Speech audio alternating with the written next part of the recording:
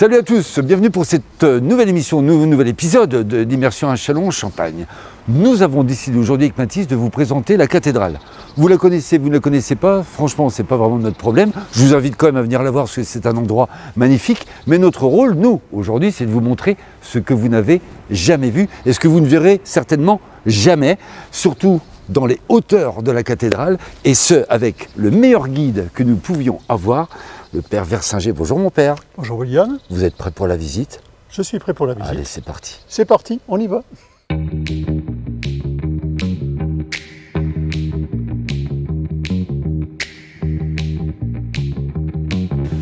Vous allez découvrir ce qu'on appelle les combles de la cathédrale.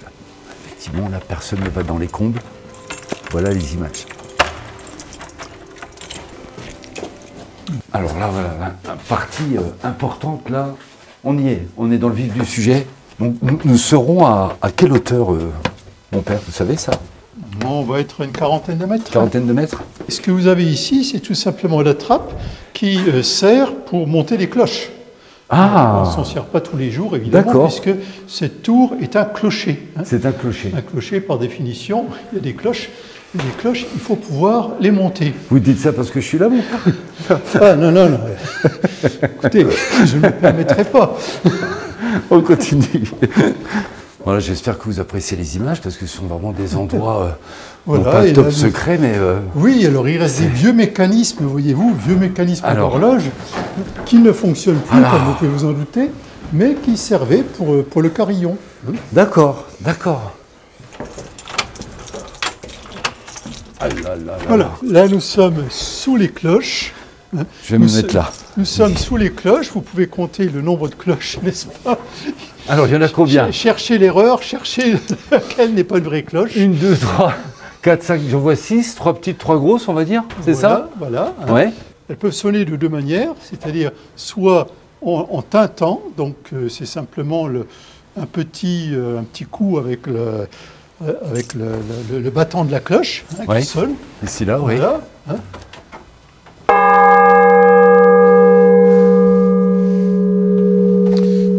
Ou alors, elles peuvent sonner à la volée, c'est-à-dire qu'elles basculent, et là, évidemment, ce n'est plus du tout le même son. Oh là là, dites donc. Oh, ça a été refait récemment, ça m'a l'air d'être récent. Ce n'est pas très récent, mais évidemment, ça ne vieillit pas vite, si je puis dire. Ouais, c'est protégé. Alors, bon, vous remarquerez au passage qu'il y a quand même une certaine sécurité. On peut voir en haut des détecteurs de fumée, des extincteurs. Par là, vous avez une colonne d'incendie. C'est-à-dire que cette cathédrale est quand même sérieusement entretenue par les monuments historiques. Oui, j'imagine qu'il y a des normes de toute manière très très strictes. Donc toutes ces voûtes que l'on voit là en bas, ça correspond à quoi donc tout ça? Eh bien, ce que nous voyons là, c'est la voûte de ce qu'on appelle le vaisseau principal, c'est-à-dire en dessous, là, quand on est dans l'allée centrale de l'église. Et là, eh bien, ça correspond au raccord, si je puis dire, avec les petites voutes qu'on appelle les collatéraux. Hein. Et vous remarquerez, par exemple ici, des tiges d'acier, de longues tiges d'acier, qui sont destinées à éviter l'écartement des murs, d'une part, et dans ce sens-là, la cathédrale ne s'ouvre pas parce que les voûtes poussent la cathédrale, et également à ancrer la façade dedans, parce que la façade, qui a été refaite quand même assez longtemps après le reste, avait tendance à pencher en avant. Donc on a ancré cela dans l'ensemble de la cathédrale. Quelle technique! Et l'entretien de la cathédrale, mais je parle de l'entretien quotidien. Oui. Qui s'en occupe en fait? Au quotidien, ce sont les bénévoles quand ils peuvent. C'est toujours la grande difficulté, c'est d'avoir les bénévoles en quantité suffisante. Oui, je viens de voir par les petites fenêtres les hauteurs de Châlons. Voilà. Et là, nous allons sortir de la cathédrale. On sort de la cathédrale. On sort de la cathédrale, c'est-à-dire que nous allons sur le balcon, si je puis dire, côté ouest. Voilà, nous arrivons sur le balcon. C'est une cathédrale avec balcon. N'est-ce pas? Alors, vous voyez, c'est très... Alors là, les enfants, j'espère que vous appréciez parce que Avec Mathis, là, vous avez des images magnifiques. C'est dommage qu'on n'ayons pas de ciel bleu aujourd'hui, mon père. Hein. C'est bien vrai, dommage. C'est vrai, mais c'est magnifique, là. Nous n'avons pas la pluie et c'est déjà pas mal. C'est déjà pas mal, c'est déjà pas mal. Vous pouvez voir qu'ici, on a l'impression d'être au milieu de la forêt alors qu'on est au cœur de Châlons. Alors, vous remarquerez qu'il y a des sculptures, et là, nous allons passer devant une sculpture qui est décapitée. On voit vous allez voir la croupe d'un lion, et en fait, ça représentait le lion, l'animal symbolique de Saint Marc l'évangéliste. Hein. D'accord.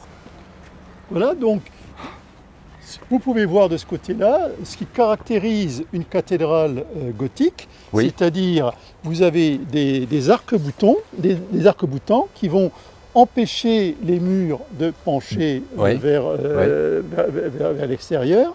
Et vous avez donc des contreforts qui sont de côté, avec ces petits clochetons qui sont tous décorés, etc.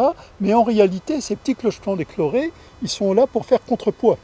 Ce sont d'abord ils ont un rôle. Ils ont un rôle, d'accord. Ils servent de contrepoids. D'accord. Donc ça, c'est le principe vraiment du gothique. C'est le principe du gothique, c'est-à-dire que toutes les poussées sont décalées vers l'extérieur. D'accord. Voilà, donc là, nous arrivons côté sud, et donc nous pouvons voir les plaines de Champagne presque à l'infini. Magnifique, magnifique. Donc là, on voit bien, en fait, pour les personnes qui nous regardent, ce que vous voyez ici, là devant, c'est là où se tire le feu du 14 juillet. On est en plein devant. Exactement. C'est là.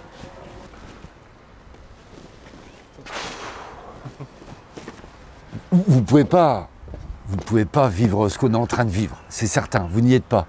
Mais vous vous rendez compte là, ce qu'on est en train de vous offrir là, c'est quand même génial. Encore une fois, c'est dommage qu'on n'ait pas le ciel bleu parce que j'imagine la vue extraordinaire qu'on est. Donc on n'est pas sur le point le plus culminant de Châlons puisque, comme nous a expliqué le père Versinger, la cathédrale est au niveau de la Marne.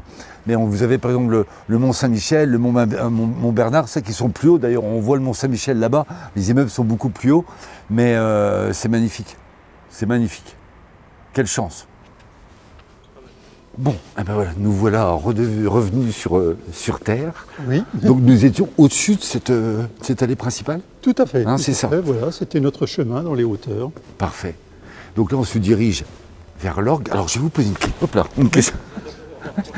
On dit les orgues, les grandes orgues ou l'orgue au masculin? Il y a un masculin, féminin. Je sais que les deux se disent. Les deux se disent. C'est-à-dire que le masculin, un orgue, correspond à les grandes orgues, enfin les orgues. D'accord, très bien. Voilà, réponse est faite. Donc nous pouvons voir le grand orgue, les grandes orgues de la cathédrale de Châlons. Donc qui a été mis en place qui a été mis en place au XIXe siècle par un facteur d'orgue anglais qui s'appelle John Abbey. Oui. Hein? La personne qui joue orguiste, on dit comment? Un organiste. Un organiste. Dans le cas précis, une organiste. Une organiste, voilà. Oui. Qui est de Châlons ou c'est quelqu'un de spécialisé qui fait le tour de plusieurs... Non, c'est la titulaire de l'orgue, c'est Madame Marshall, et donc d'accord. C'est elle qui a la responsabilité de... C'est elle qui a la responsabilité de l'instrument. D'accord.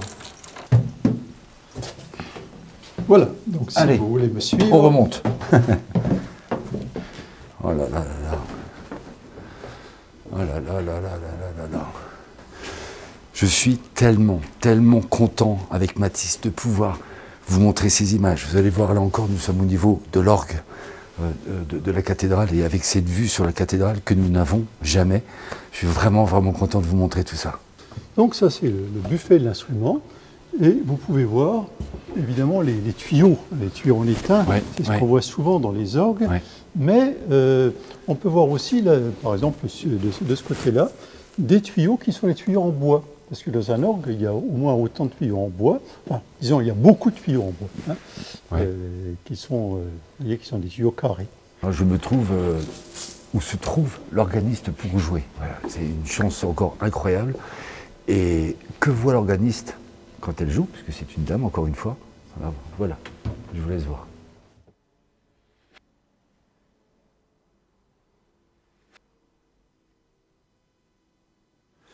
Eh bien voilà, cette visite se termine Père Versinger, un grand merci à vous et pour nous d'avoir reçu l'équipe et pour les gens qui nous regardent.